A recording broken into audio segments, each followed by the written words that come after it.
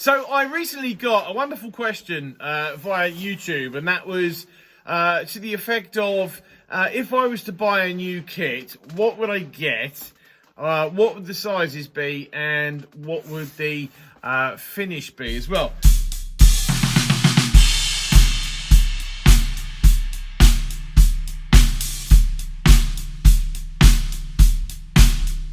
Now, I love questions like that.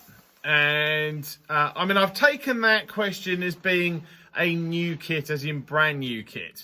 If it was just new kit in general, the answer would be a lot more specific, because in the last month in the last 6 weeks, I've managed to pick up 3 kits. And one of those is a 1982 Timer Swing Star. Just really because, well, you know, I'll do a video on that, but you know, that was more of a sort of a vibe type thing, really. I got the BLX, which hopefully some of you will have seen the video for that, which I'm currently sat behind. And I've also got a little surprise on the way, which I may do an unboxing of that if I can find the space in here, because that'll be a fun one. So, but yeah, I mean, and in fact, actually, in 2020, I got 3 kits, and then I managed to last the whole 2.5 days of 2021 before I bought another kit. So the other kit I got was that one, which again, I haven't yet done. I don't think it's been in any videos actually. I think it may have come close. I need to double check, but it may have been in the video, and I just don't remember. But that is that one is the Timer Star Classic Green Sparkle, obviously maple, and yeah, I mean that's actually, so that's a Star Classic maple, and that's a Star Classic maple, and they're both roughly from the same era. Well, it's definitely from the same era. They're probably roughly from the same sort of ballpark year as well, which would be the sort of mid to late 90s. I think possibly the violet shade is maybe mid 90s, and that's, I think, a slightly later one. But I mean, and as I possibly have said before, that they are actually in slightly different sizes, which you know, kind of justifies just a little bit as to why I've got 2 of the same sort of the same kit. But that's a different video, and I'll do that at a different time.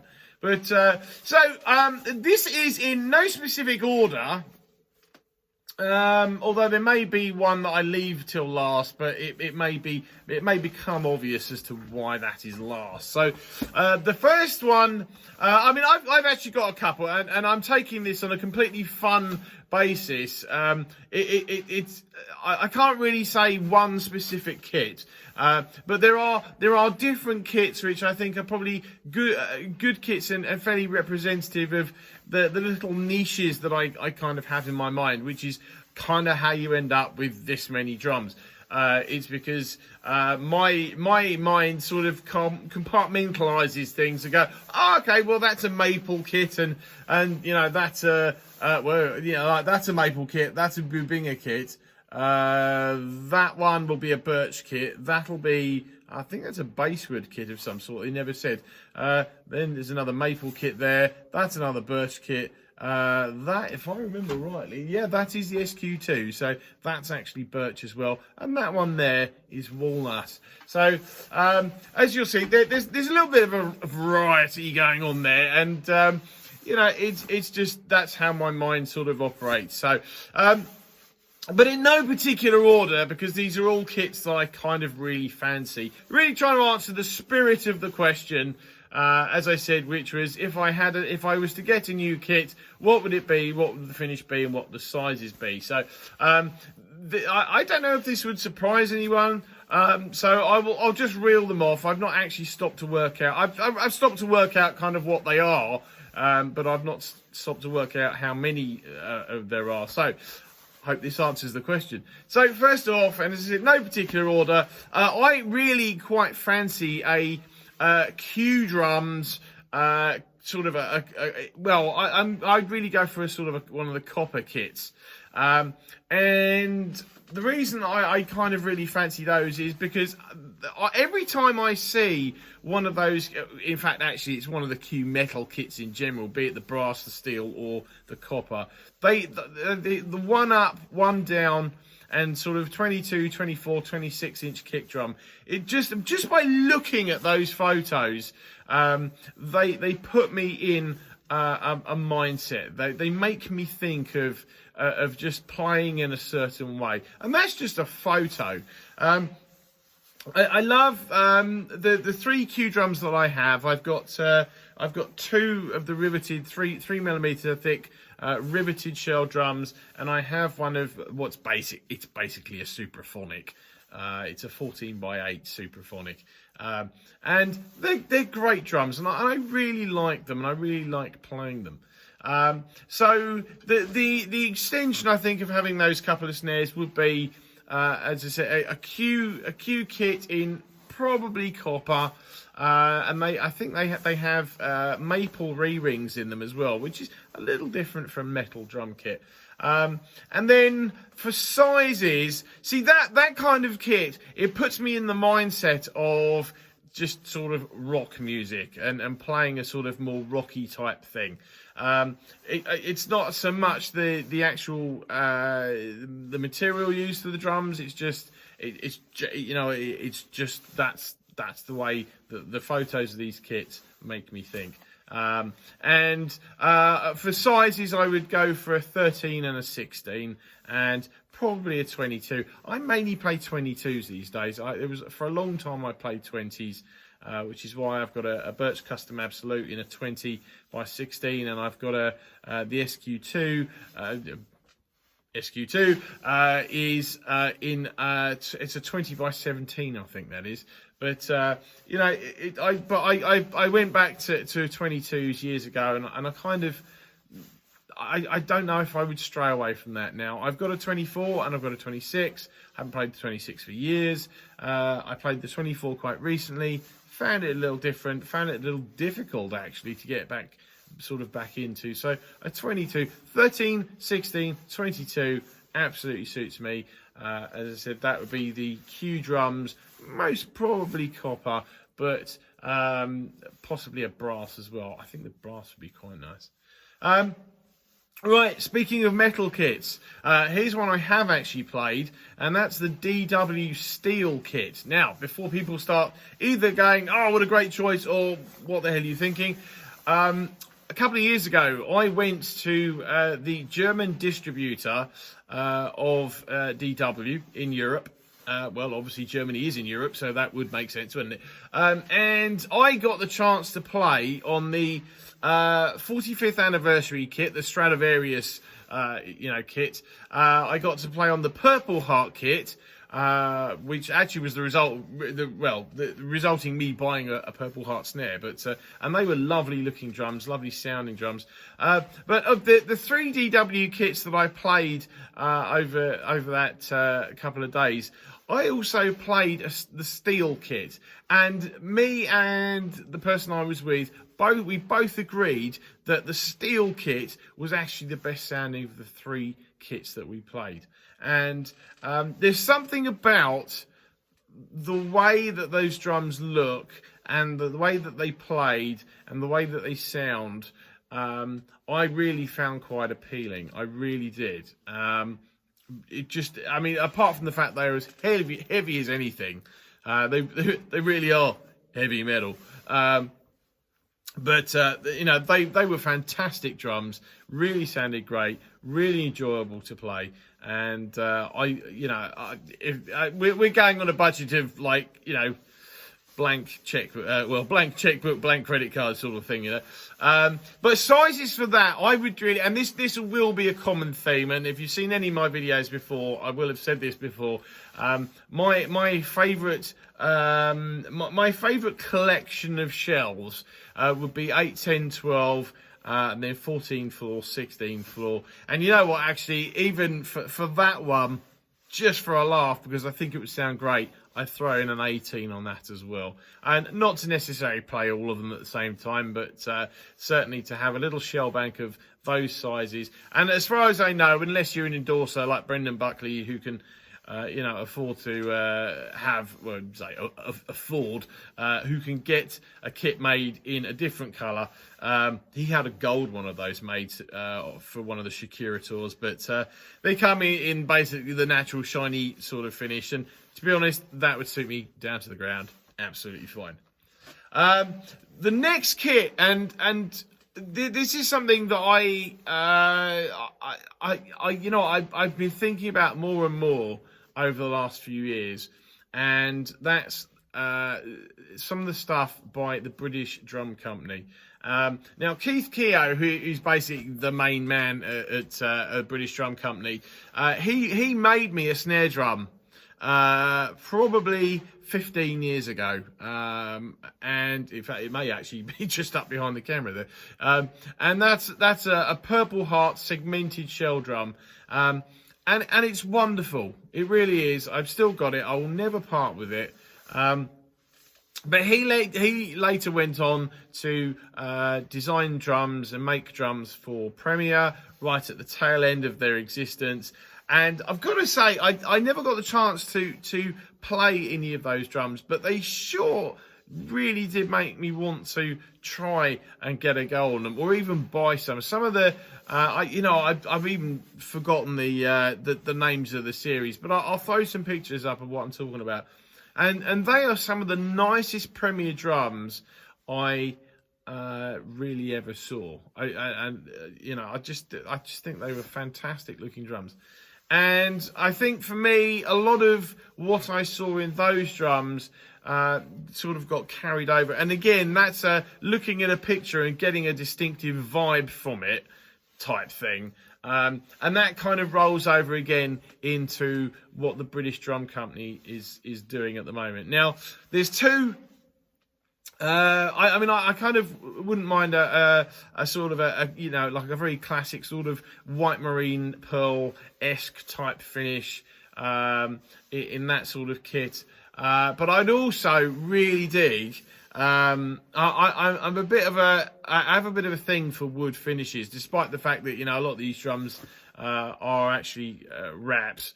I say a lot of them actually. There's 3 kits that you can see. 4 kits that you can see. Yeah, four kits there that you can see, but actually 5, 6. I've still not worked out how many kits I actually have now. I maybe a larger percentage of the kits I've got on natural finish or coloured wood finishes, and I really love wood finishes. It's just something about the grain of the wood. I find that I'm always, I think, going to have a lean towards that kind of finish. I just find it so exciting, to have a nice looking wood shell. So on British Drum Company, I wouldn't mind the classic, a 1 up, 1 down and I go for a 12. I generally actually prefer a 12 over a 13-inch rack tom. But there are certain circumstances where I think the 13 actually would work better. But if I was going to have a more general size kit, I would go 12 and 16. I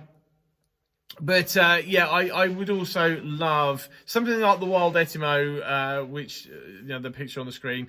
That would be sort of representative of the other type of finish that I would love to see on a British Drum Company kit. And that would be with a 22-inch kick drum. Again, maybe even a 2214 actually. 2216 is nice, but just as a little bit of a sort of a break from my regular sort of norm, I'd go for maybe a 2214 on that. Another kit that, actually, to be honest, this would be a kit, but I'm absolutely suggesting that you go to the website and check out this stuff.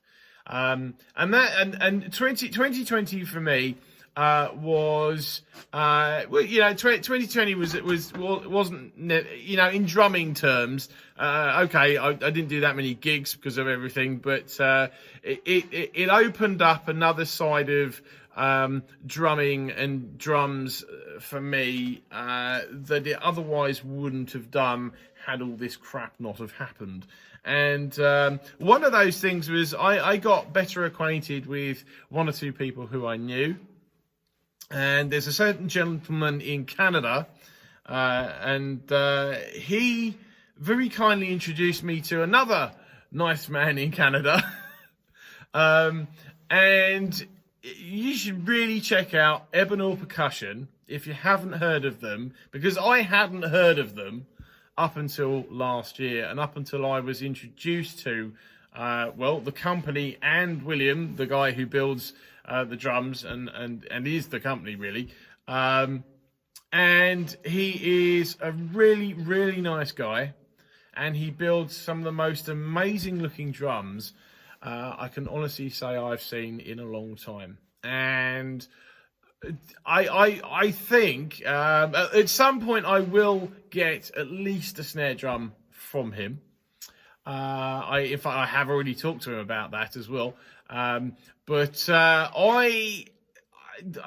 both myself and some of my nerdier friends have already, sort of picked out one or two, not specific designs as such, because if you look at Will, I'm really sorry, mate, if you do see this. I've forgotten the name of the series that you've done. But the copper drums, and I'll shove some photos on the screen so you can see what I'm talking about. What he does with these copper shells, I think is fantastic, and it's a really wonderful look.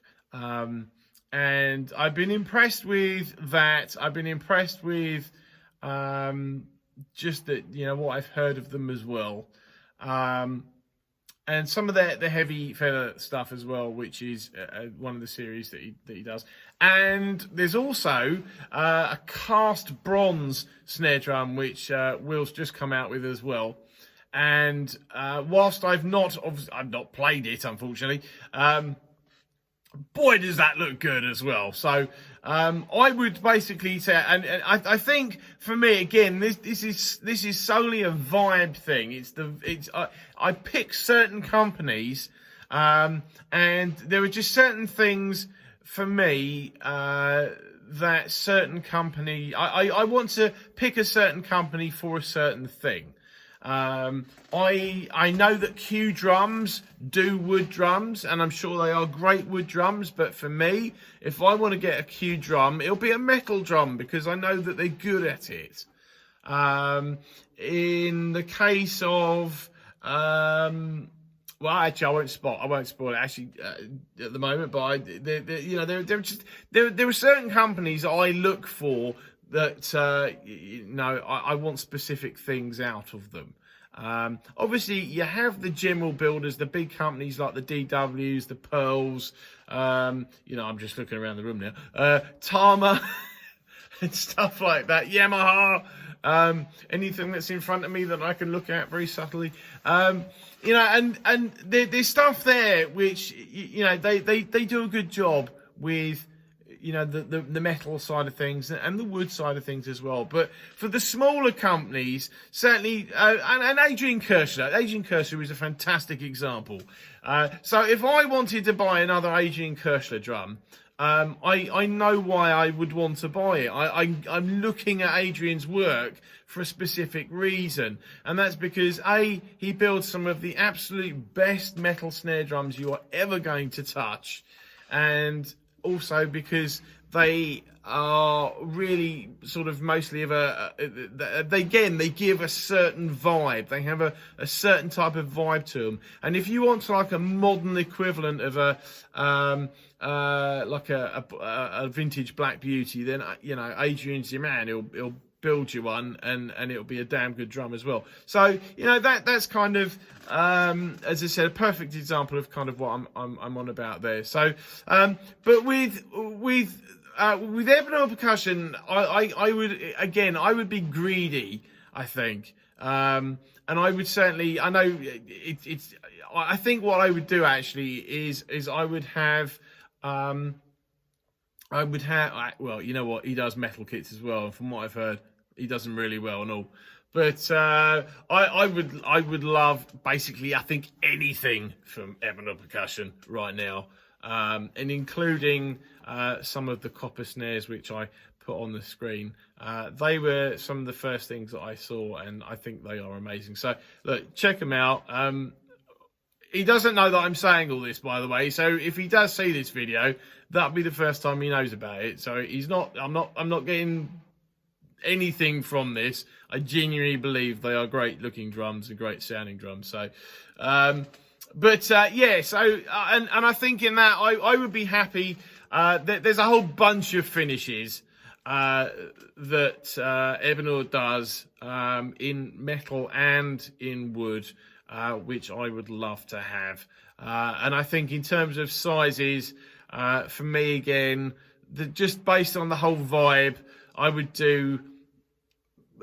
probably do a 12, 16, 22, maybe with a 10 as well, because I like 10-inch drums as well. But so that's kind of that's a bit of a very, very sort of wide-spreading answer, I suppose, because I can't specifically pick one thing from that particular manufacturer. But the last one, and the only really reason I'm leaving this as the last one is because it is going to fundamentally, it would be the most expensive kit of the lot by a long, long way, and that is a VK cast shell bronze kit to match the two snare drums that Alan made me back in 2020, or maybe 2019 now.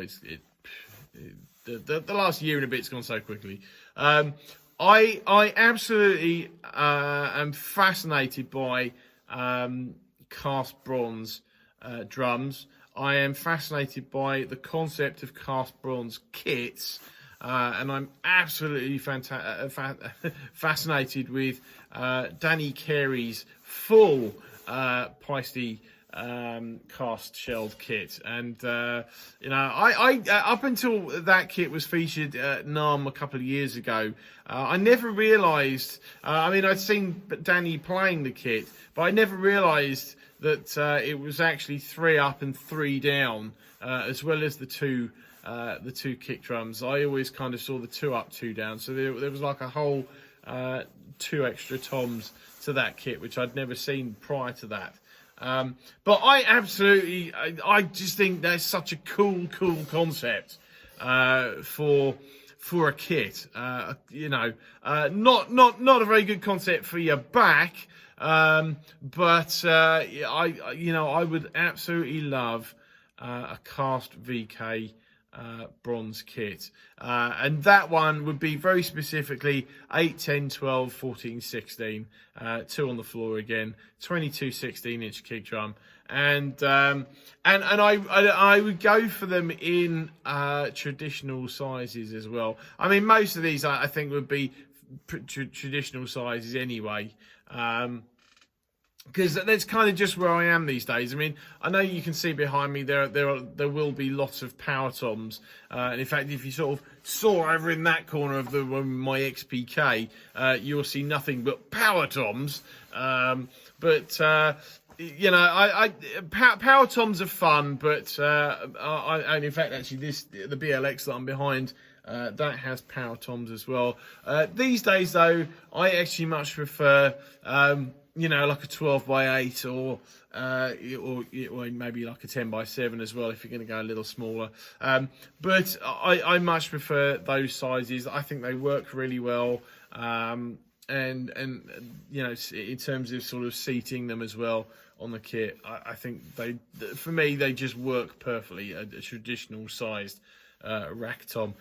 The floor tom I'm not really as sort of fussed about, but a 16-14, a 16-15, a 16-16, I'm not quite as fussed about. Again, I have a slight tangent. I do have different kits set up differently to aiming towards trying to get specific sounds in my head.